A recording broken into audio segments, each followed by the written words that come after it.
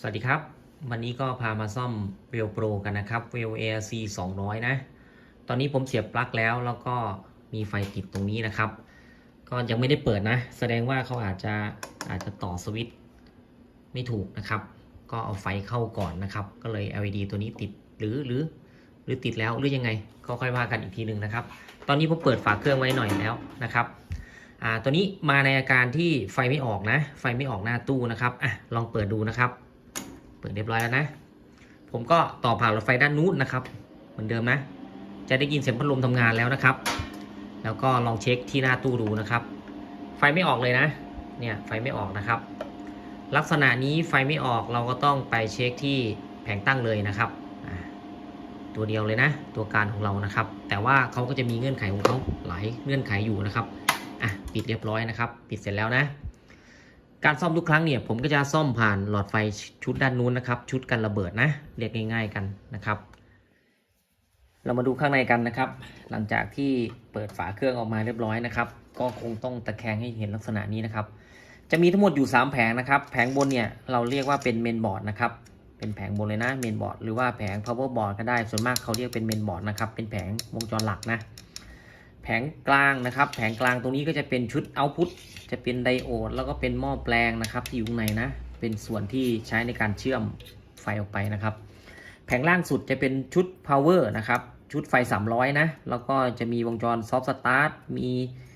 รีเลย์นะครับชุดพวกนี้นะครับที่จะตัดต่อไฟนะก็เป็นไฟขึ้นมา300ข้างบนตรงนี้นะครับตัวที่สำคัญที่เราจะต้องตรวจสอบที่ต้องดูก็คือชุดบนนะครับเมื่อกี้เราวัดแล้วว่าไฟไม่ออกที่หน้าตู้นะครับก็ไม่มีไฟออกด้านนี้แสดงว่าชุดนี้ไม่ทำงานนะชุดไฟพวกนี้ไม่มีจ่ายมานะครับแล้วก็สิ่งที่เราตรวจพบคราวนี้ที่ผมตรวจพบนะผมตรวจพบ R ตัวหนึ่งไหมนะครับ R ตัวนี้นะ R ตัวนี้ไหมนะครับ R ตัวนี้ไหมเนี่ยก็จะเกิดจากไฟเกินหรือไม่ก็มีการลัดวงจร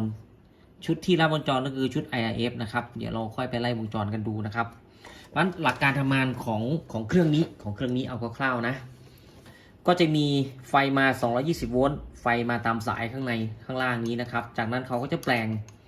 งไฟ300โวลต์เนี่ยแปลงไฟ220โวลต์ให้เป็นไฟ300โวลต์กระแสตรงนะครับแปลงกระแสสลับให้เป็นกระแสตรงนะแล้วก็ส่งขึ้นมาตามสายสีดำสีแดงตรงนี้นะครับแล้วก็ส่งมาเลี้ยงพวกชุด IRF ชุด MOSFET ชุดนี้นะครับแต่ว่าชุดนี้จะไม่มีวงจรสวิตชิ่ง24โวลต์จะไม่มีตรงนี้นะภาคจ่ายไฟภาคสวิตชิ่งจะไม่มีตรงนี้นะครับลองสังเกตดูนะครับเพราะฉะนั้นถ้าไม่มีด้านบนนี้ก็ต้องไปอยู่ด้านล่างนะครับถ้าไปอยู่ด้านล่างก็ไฟมาจากชุดด้านล่างชุดนี้ครับเพราะฉะนั้นเราต้องวิเคราะห์วงจรนะครับดังนั้นสิ่งที่เราจะต้องตรวจสอบก็คือว่าระบบไฟเขาได้ไหมระบบไฟที่ส่งมาเลี้ยงตรงนี้ได้ไหมนะครับปกติไฟที่ส่งมาตรงนี้จะต้องได้24โวลต์นะครับแล้วเวลโปรรุ่นนี้นะครับรุ่นนี้หรือว่าลักษณะแบบนี้ที่เห็นพบบ่อยก็คือไฟเกินครับปกติไฟ24โวลต์อาจจะเกินมากกว่า24โวลต์ครับก็เลยทำให้บอร์ดข้างบนเสียหายแล้วก็เลยทำให้ชุด R ตัวด้านทางพวกนี้ไหม้ไป IF เสียนะครับ IF ไหม้ช็อตเป็นไปได้นะครับหรือไม่ก็ปกติไฟไม่เกินถ้าไฟไม่เกินก็ชุดแผงตั้งชุด F มีปัญหาก็จะอยู่ประมาณนี้นะครับว่าเราต้องตรวจสอบว่า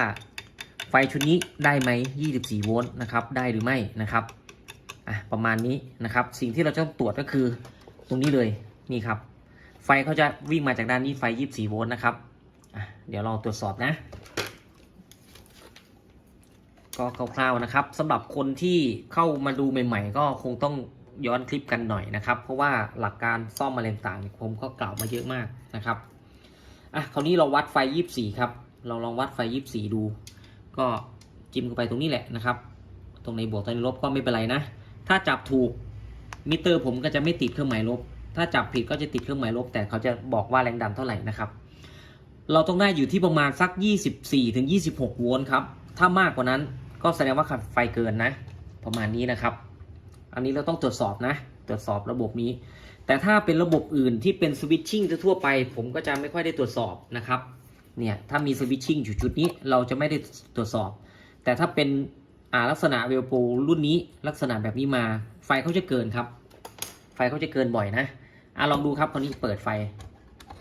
มาเปิดนะมิเตอร์ผมก็สะท้อนแสงลองดูครับ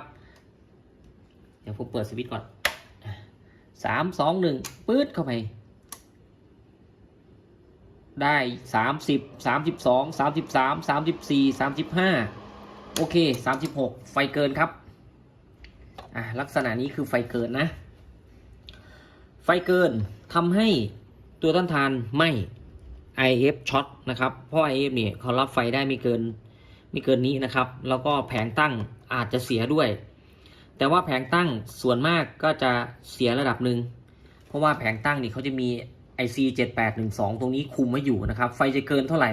ก็แล้วไปแต่ว่าออกจาก IC ตัวนี้7812เนี่ยก็จะได้แค่12โวลต์ครับถ้าจะเสียก็เสียจะเสียไม่มากนะครับเนี่ย IC ตัวนี้นะ7812นะครับก็ไฟเกินแน่นอนนะครับไฟเกินแน่นอนนะเพราะฉะนั้นถ้าไฟเกินเราก็ถอดออกครับถอดออกนะถ้าเราถอดลอยโหลดนี่อาจจะเกินมากกว่าเมื่อกี้ได้34 35 36ประมาณนี้นะครับก็คราวนี้ลองวัดแบบที่ลอยโหลดดูจะเป็นยังไงนะลองดูครับผมวัดแบบลอยโหลดนะ3 2 1เปิดปั๊บ30 34 35 36 37 39 40โอเคอยู่ที่40 41ด้วยขึ้นไปนะครับวิ่งขึ้นให้สุดอันนี้ผมไม่กลัวนะ41โวลต์ครับเปิดนานไม่ได้ไฟเกินครับ41โวลต์เลยทำให้ตัวนี้ไหม้นะครับเดี๋ยวตัวไหนไหม้ก็ค่อยว่ากันนะนี่เรามาพิจารณาในส่วนของบอร์ดจ่ายไฟ300นะครับตรงนี้ผมก็จะเรียกง่ายๆว่าเป็นชุดจ่ายไฟ300เพราะว่าจะมีไฟลาย AC นะครับเนี่ยไฟ220โวลต์เข้า1จุด2จุดตรงนี้ครับมีลายมีนิวตันนะครับพอเข้ามาเสร็จเรียบร้อยนี่ส่วนหนึ่งนะครับก็จะวิ่งผ่านชุด decoupling ชุด NTC ชุดดำๆพวกนี้นะครับแล้วก็เข้ามาที่ไดโอดบิดนะไดโอดบิดจะต่ออยู่ตรงนี้นะครับคอนเนคเตอร์2ตัวนี้พอบิดได้แล้วเท่าไหร่ก็กลับขึ้นมาที่ชุดนี้นะครับก็จะได้เป็นไฟ300ประมาณ318ถึง320โวลต์นะครับจากนั้นก็จะออกเป็นที่ขั้วบวกขั้วลบตรงนี้นะแล้วก็จ่ายขึ้นไปบนบอร์ดใหญ่นะครับแล้วอีกชุดหนึ่งครับของชุดนี้นะครับของยี่ห้อนี้นะเขาจะมีหม้อแปลงต่างหากนะครับหม้อแปลงชุดนี้จะจ่ายเป็นไฟกระแสสลับเข้ามาอยู่ที่ประมาณ18 หรืออยู่ประมาณสัก40กว่าโวลต์นะครับ40-50โวลต์นะประมาณนี้ครับจากนั้นก็บิดเข้ามานะครับก็คือเรียงกระแสเข้ามาก็จะอยู่ที่ประมาณสัก50โวลต์ครับเจ้าตัว50โวลต์นี่ก็จะจ่ายให้กับชุดวงจรชุดนี้นะครับชุด LM317 นะครับซึ่งก็จะประกอบด้วย C 2ตัวนะครับมี C มี R 2-3 ตัวนี้นะครับจากนั้นเขาก็จะปรับไฟนะครับจากไฟ4-50โวลต์เนี่ยก็จะให้เหลือไฟประมาณสัก25-26โวลต์ประมาณนี้24-25-26โวลต์นะครับก็จ่ายขึ้นไปบอร์ดข้างบนแล้วก็ส่งมาเลี้ยงรีเลย์ด้านนี้นะครับก็จะเปิดการทำงานก็ด้านบนมีแค่ไฟ24โวลต์24-25โวลต์นะครับคราวนี้เรามาดูวงจรที่ผมเขียนขึ้นเรียบร้อยนะครับก็จะกลับหัวกลับหางด้านนี้หน่อยนะวงจรเริ่มจากชุดไฟกระแสสลับนะครับก็คือชุดนี้นะตัวนี้เป็นไดโอดบิดนะครับก็คือเจ้าตัวดำๆ4ตัวนี้นะก็เดี๋ยวเขียนหน่อยนะครับใส่สี่เหลี่ยมไปหน่อยนะประมาณนี้นะครับเป็นไดโอดบิดตัวนี้นะขั้วบวกก็คืออยู่ตรงนี้นะครับผมก็เอาง่ายๆเลยผมก็ไม่ได้เก่งอะไรมากนะครับผมก็พลิกอย่างนี้แล้วก็เขียนอย่างนี้เลยเนี่ยครับอันนี้3ตัวอยู่ด้านนี้มีตัวต้านทานก็อย่างนี้ครับง่ายๆเอาพื้นแบบนี้ไปเลยนะไม่ได้เขียนวงจรแบบเป็นอุปกรณ์อิเล็กทรอนิกส์สักทีเดียวนะครับก็จะมีไฟเข้ามาที่ชุดนี้นะครับก็ไฟประมาณสัก40โวลต์น่าจะประมาณนี้ก็18 ครับก็เราเอา18กับ18บวกเข้ามาก็ได้ประมาณสัก36ถึง40โวลต์ครับอาจจะเกินหน่อยๆนะครับ45ประมาณ40ประมาณนี้ครับพอ40กว่าโวลต์เนี่ยก็บิดออกมาตรงนี้ก็จะได้ไปอยู่ที่ประมาณสัก50ประมาณ50โวลต์นะครับน่าจะมากกว่า50โวลต์ถึง55โวลต์เพราะว่า C ตัวนี้อยู่ที่63โวลต์ครับพันไมโคร C ตัวนี้นะพันไมโคร63โวลต์ก็ต้องไม่เกิน63ครับก็อยู่ที่ประมาณสัก50-55โวลต์นะครับ จ้าตัว50กว่าโวลต์นี่ก็ไหลวิ่งเข้ามาที่ตัวนี้นะครับตัวนี้นะตัว LM 317นะครับตัวนี้นะตัวนี้เขาก็จะทำหน้าที่ปรับแรงดันนะครับก็จะมีขา1ขา2ขา3นะครับขา3เนี่ยก็จะเป็น Input ก็คือรับไฟเข้ามาแล้วก็ขาที่ทำการปรับไฟนะครับ Adjust เนี่ย ADJ เนี่ยครับตัวย่อของเขาก็จะผ่านตัวต้านทานอยู่3ตัวนะครับมี 1K 15K แล้วก็ 3K นะครับเขาก็ต่อตามวงจรลักษณะนี้นะครับตัวนี้ก็ต่อแบ่งแรงดันลงไปนะครับตัวนี้ก็มีเอาพุตออกมาที่ขา2ครับขา2ด้านนี้เอาออกก็อยู่ประมาณ24ถึง26โวลต์ DC นะครับจากไฟก็ประมาณสัก50โวลต์ DC นะเนี่ยไฟประมาณนี้นะครับนี่คือวงจรของเขาก็ใช้ LM ปรับนะครับส่วนเราต้องการจะปรับไฟให้มากให้น้อยเท่าไหร่ก็อยู่ที่ตัวต้านทาน 3-4 ตัวนี้ครับแล้วก็จะมีสูตรการคำนวณของเขาว่ากันไปนะครับก็ประมาณนี้ครับหลักการซ่อมหลักการซ่อมก็คงไม่ได้มีหลักอะไรมากมายนะครับวัดตัวต้านทาน1 2 3นะครับแล้วก็ตัวนี้นะครับแต่คราวนี้สิ่งที่ผมเห็นนะผมถอดออกเรียบร้อยเนี่ยผมถอดตรงนี้ให้เห็นนะเนี่ย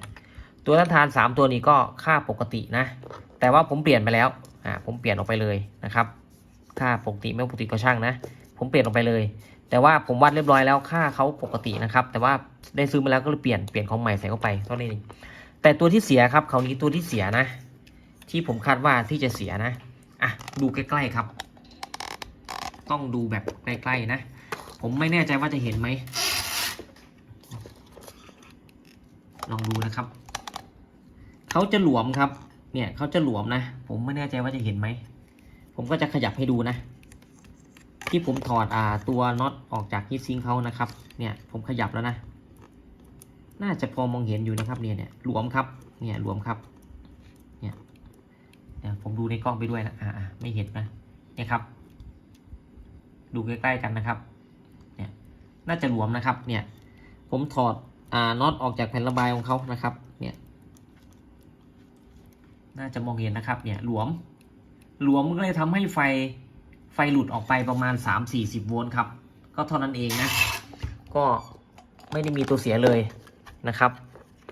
ก็ถ้าไม่แกะออกจากไอ้เจ้าตัวนี้ครับเนี่ยขยับได้เลยนะเนี่ย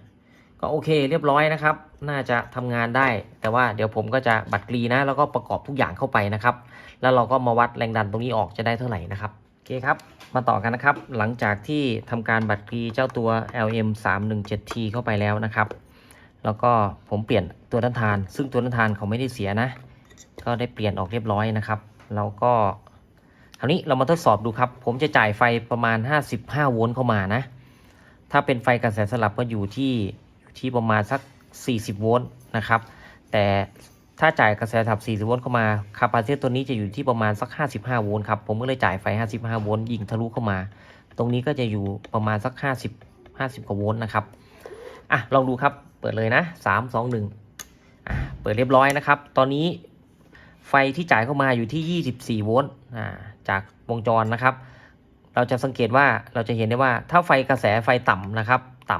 ำแรงดันที่ออกจะยังไม่ถึง24โวลต์นะเนี่ยตรงนี้ครับเขาก็ยังทำงานไม่ได้คราวนี้ผมจะจ่ายไฟออกมาที่55โวลต์ครับคราวนี้55โวลต์แล้วนะ55โวลต์ได้อยู่ที่24.54ครับประมาณนี้นะอาจจะประมาณ55หรือเกือบ60โวลต์นะครับตรงนี้ผมจำลองเข้ามานะโอเคเรียบร้อยถือว่าทำงานได้แล้วนะครับไม่มีอะไรเสียนะก็ดูด้านหลังครับด้านหลังคราวนี้ด้านหลังจะเป็นไฟที่จ่ายเท่าไหร่ผมจ่ายตรงนี้เข้ามาประมาณ55นะครับแล้วไฟที่จ่ายเข้าที่ผ่านวงจรบิดเรียบร้อยนะครับคาปาซิเตอร์จะได้เท่าไหร่อยู่ที่53โวลต์นะครับก็ต้องขยับขึ้นไปอีกอยู่ที่55โวลต์นะครับก็ไฟน่าจะออกประมาณสัก25ถึง26โวลต์โดยประมาณนี้นะครับก็โอเคครับก็ไฟจริงๆจะเข้ามาจากวงจรนี้ประมาณ40กว่าโวลต์ก็จะเรคติฟายก็คูณด้วย 1.414 เท่านะครับก็จะอยู่ที่ประมาณสัก55โวลต์55โวลต์ก็ออกประมาณ24-25โวลต์นะครับก็โอเคแล้วเรียบร้อยครับบอร์ดนี้ไม่ได้เสียอะไรนะครับก็สรุปแล้วไฟเกินจากชุดนี้ทำให้ชุด IIF ข้างบนนี้ไหม้แล้วก็ช็อตไปตัวหนึ่งนะครับแต่ว่าผมก็จะเคลียร์ส่วนนี้นะ ส่วนนี้นะครับ เพราะว่าน่าจะมีการเปลี่ยนรีเลย์ก็เปลี่ยนไปนะครับแล้วเปลี่ยนเสร็จแล้วตะกั่วตรงนี้ก็ยังไม่หลอมละลายเท่าไหร่นะครับความร้อนยังไม่ถึงนะเดี๋ยวใช้งานไปจะมีปัญหาครับผมก็จะบัดรีทุกอย่างให้เรียบร้อยนะครับแล้วค่อยมาประกอบครับคราวนี้เรามาสรุปช่วงท้ายกันหน่อยนะครับสรุปแล้วก็สามารถเชื่อมใช้งานได้ตามปกติแล้วนะครับก็ตัวเสียก็คือชุด IRF เสีย1ตัวนะครับแล้วก็หลักๆเลยก็คือไฟเกินครับไฟที่แผงล่างเกินนะแผงล่างก็คือแผง300เรานี่แหละครับเนี่ยไอชุด300นะเกินนะครับต้องขออนุญาตใช้มือจับแล้วนะเนี่ยชุดนี้เกินนะครับชุด300นะเกินไปนะครับเกินไปเยอะมากเลย3-40 โวลต์นะก็เลยทำให้ IF ตัวข้างบนนะเนี่ยตัวข้างบน4ตัวนี้นะครับเสียหายไปเลยช็อตไป1ตัวนะครับพอช็อตเสร็จก็ดึงสัญญาณที่แผงตั้งลงกลาวไปนะครับแล้วก็ตัวนี้ก็คือวงจรของเขานะครับนี่วงจรของเขานะก็จะมีไดโอดนะครับแล้วก็มีLM 317T นะครับเดี๋ยวผมก็จะทำเป็นวงจรขึ้นให้ทุกคนนะครับอันนี้ก็ถ้าใครเกิดได้ซ่อมวงจรรุ่นนี้นะครับเครื่องนี้ก็จะมี 1K 15K 3K นะครับแล้วก็ตัวนี้หลวมเท่านั้นเองนะครับเป็นอะไรที่สุดยอดมากนะครับต้องสังเกตดีๆนะอาการหลวมนะครับหลวมเสร็จก็ได้บ้างไม่ได้บ้างก็ปล่อยแรงดันเกินไปนะครับก็จะมีแรงดันเข้ามาอยู่ที่ประมาณสัก55โวลต์เท่าที่ผมวัดได้นะมีไฟเข้ามาจริงๆแล้วเขาใช้หม้อแปลง18018นะแล้วก็ผ่านเข้ามาตรงนี้เราวัดบวกกับลบตรงนี้ได้วัดที่คาปาซิเตอร์ตึงได้อยู่ประมาณสัก50กว่าโวลต์นะครับพอ50โวลต์ตรงนี้ก็มาปรับแรงดันตรงนี้นะครับมาปรับแรงดันออกไป24-25โวลต์นะครับถึงประมาณ26โวลต์24 25 26ประมาณนี้ช่วงที่รับได้นะครับก็เราจะคำนวณ R3 ตัวนี้นะครับเป็น R แบ่งแรงดัน1ตัวนะครับแล้วก็ R ปรับแรงดันตรงนั้นหนึ่งนะครับก็เราต้องการแรงดันเท่าไหร่ก็เขาคงจะมีสูตรของเขาตามการคำนวณของเขานะครับก็โอเคนะครับได้เรียนรู้ในเรื่องของวงจรตัวนี้ไปแล้วก็การไล่วงจรแรงต่างนะครับก็ขอให้ทุกท่านนะครับก็ค่อยซ่อมกันไปนะครับตามหลักการตามวิธีการนะครับที่เป็นแนวทางที่ผมได้แนะนำไปนะครับก็แต่ละท่านแต่ละเครื่องอาการเสียนี่ก็จะแตกต่างกันไปแต่ว่าโดยวิธีหลักการรวมๆแล้วเนี่ยเราก็ไล่ตามระบบพวกนี้นะครับก็คงจะค่อยๆทำกันไปนะครับมีอะไรก็ปรึกษาเข้ามาได้นะครับแวะทักทายกันในช่อง YouTube หรือว่าในเพจก็ได้นะครับก็วันนี้ก็ต้องขอบคุณทุกท่านนะครับที่เสียสละเวลามารับชมกันนะครับสวัสดีครับ